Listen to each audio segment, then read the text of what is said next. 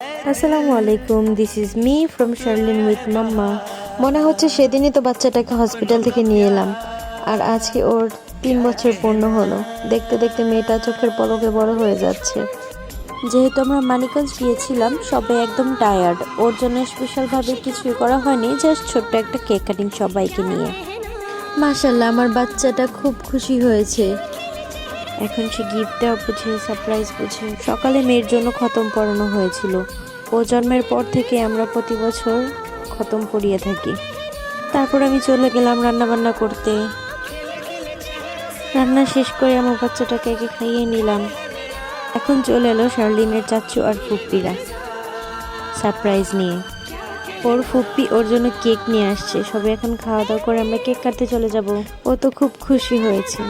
এখন আর কেকও লাগবে না, এখন টেন্ট হাউস আর ডলটা নিয়েই খেলবে, এখান থেকে বেরই হবে না। তারপর আমরা এখানে আবার কেক কাট করছি ওর জন্য। কেক কাট করে আবার চলে গিয়েছে টেন্ট হাউসের ভেতর। আমাদের একসাথে কিছু পিকচার্স। এই তো বুড়ি টলটাকে উঠাতেই পারছে না। দিনটি খুব সুন্দর ছিল। আল্লাহ হাফেজ।